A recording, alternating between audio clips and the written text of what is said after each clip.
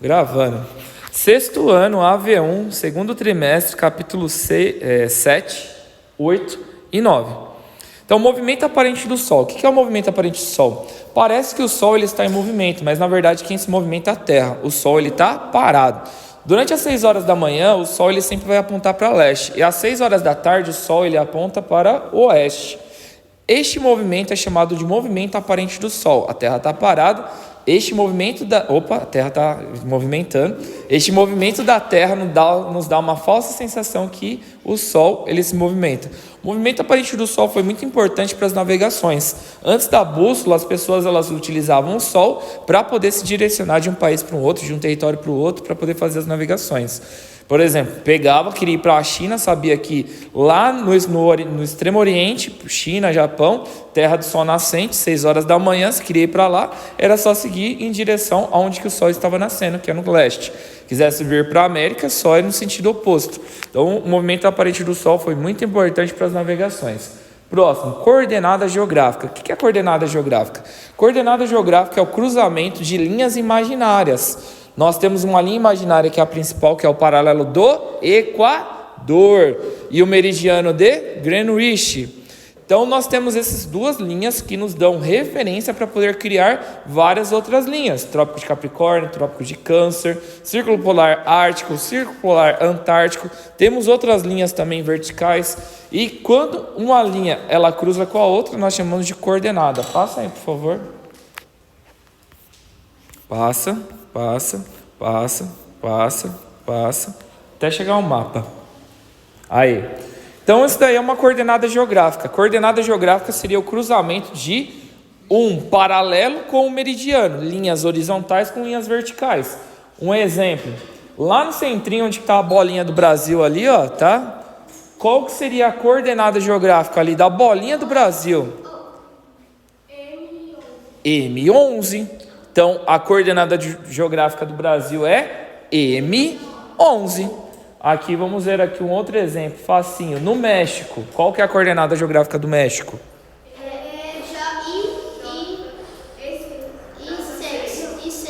I6, exato. I6.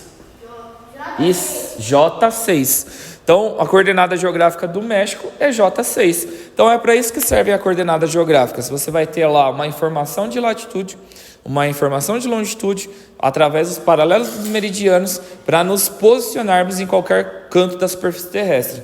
Os satélites, eles pegam e mapeiam a Terra através dessas linhas. Aí, tipo, você pega e coloca lá, casa da avó, coloca no GPS. Ou que foi febre aí de jogo em anos anteriores do Pokémon GO. Tudo isso era utilizado através de satélites. Através do GPS, você conseguia, tipo, se localizar, encontrar seu Pokémonzinho, seu Pikachu, etc e tal, aí e tal. Você consegue ir para casa da avó, consegue ir para a praia, consegue ir até para a Disney se você quiser. Através dessa informação dos paralelos com os meridianos, que nós temos a informação das coordenadas geográficas. Qualquer ponto da superfície terrestre, do mundo todinho, é mapeado através das coordenadas geográficas. Essa é a importância da coordenada geográfica. Nos localizarmos sobre o planeta Terra. Volta, por favor, lá no primeiro. Movimento da Terra. Nós temos 2 movimentos da Terra. O movimento de rotação, que é o movimento da Terra que ela faz em torno do eixo. Até usei 2 exemplos na sala, né? Um solzinho, uma terrinha e tal, para poder fazer o exemplo do movimento. Então, o movimento de rotação é o movimento da Terra em torno dela mesma. Nós chamamos isso de movimento da Terra em torno do seu eixo. Então, ou seja, através dela mesma. Então, a Terra ela rotaciona. Esse movimento de rotação dura 24 horas. A importância do movimento de rotação é criar os diferentes horários da Terra. Por que cria os diferentes horários da Terra? De acordo com o movimento de rotação, cada área vai ser iluminada pelo Sol. Então, lembra lá que eu dei o exemplo? O solzinho estava do lado aqui, aqui é o Brasil, aí o Sol vai estar batendo aqui meio-dia. Aí, quando a Terra ela dá um movimento aqui, outro país vai ser iluminado intensivamente, meio-dia. E quando vier para cá, outro país. É assim por diante. Até chegar a noite e até chegar o dia. Então, o movimento de rotação, a principal consequência dele é criar os diferentes horários da Terra que nós chamamos de fuso horário. Depois a gente tem o movimento de translação, que é o movimento da Terra em torno do Sol. O movimento de translação, ele dura 365 dias e 6 horas. E a sobra de 6 horas a cada 4 anos é gerado um ano bissexto, onde que um dia é acrescentado no mês de fevereiro. Fevereiro vai ter 29 dias a cada 4 anos. A principal consequência do movimento de translação, lembra lá que eu expliquei? Quando a Terra estiver aqui, primavera. Quando estiver aqui, outono. Quando estiver aqui, inverno. Quando estiver aqui, verão. Então, o movimento de translação ele vai alterar as estações do ano. A cada grau que vai se movimentando a Terra, vai mudando as estações, e as estações elas alteram aí a cada 3 meses. Outra consequência é a criação do equinócio e do solstício. Equinócio, igualdade, acontece na primavera e no outono, quando os dias e as noites são iguais. Solstício acontece no verão e no inverno, quando as noites e os dias são desregulados. No inverno, a noite é mais longa e o dia é mais curto. Quando você sai pela manhã, agora que a gente está entrando no inverno aí praticamente, não está escuro, às vezes até de vez em quando você acorda, tal, não está tudo escuro. Quando está no verão, já não está tudo clarinho. Então, no verão, o dia é mais longo, no inverno, as noites são mais longas. Tudo isso é a influência do movimento de translação. Próximo tópico agora, mapas com auxílio de satélite. Cartografia, mapa babilônico.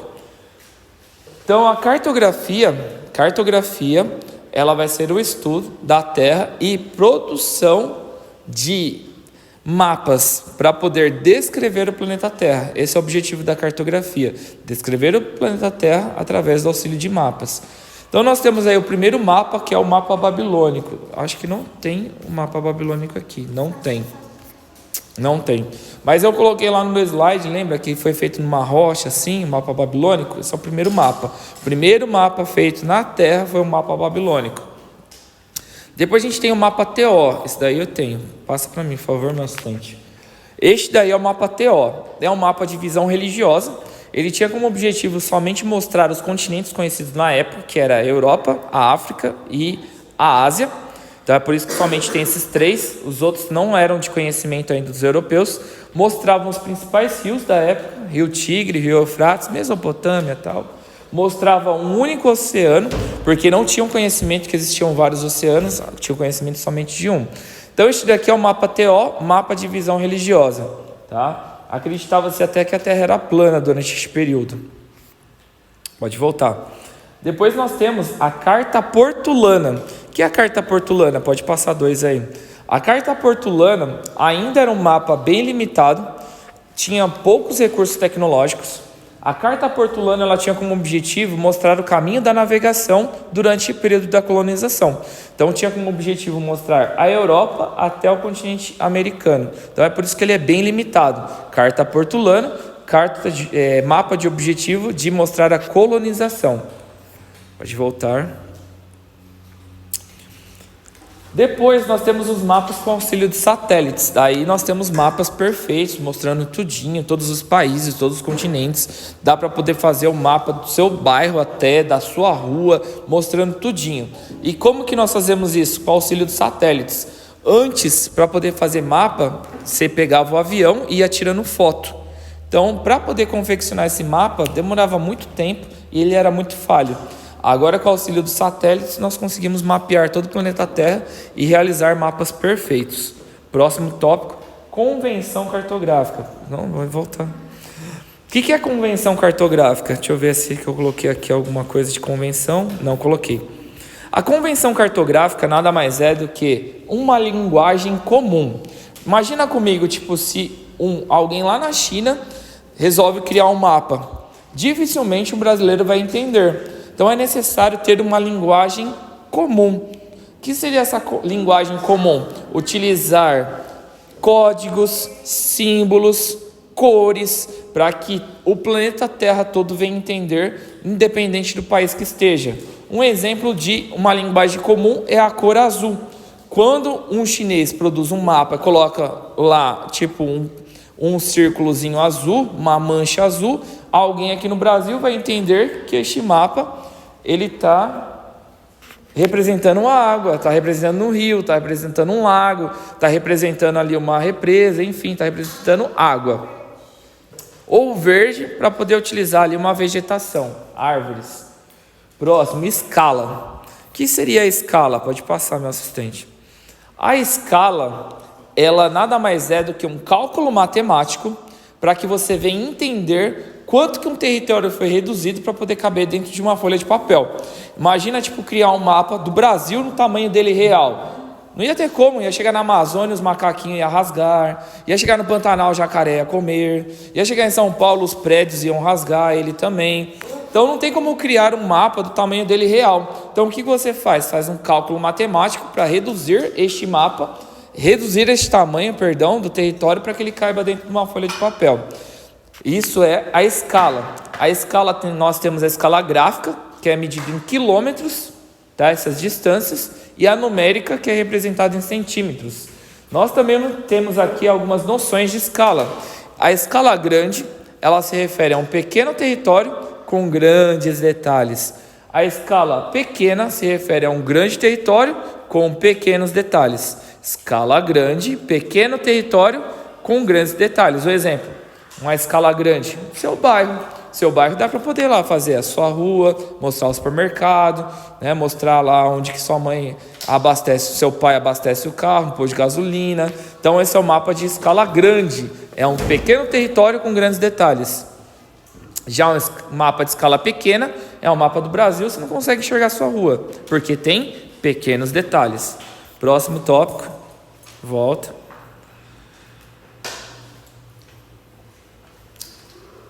Agora nós vamos para as projeções cartográficas. Se eu pulei algum tópico ali, por favor, me dá um help, tá? Professor, você pulou tal. Escala eu acabei de explicar.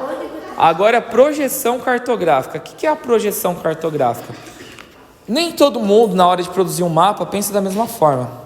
Então, existiram vários cartógrafos, que são as pessoas que produzem mapas, porque cada um tinha um modo de pensar diferente.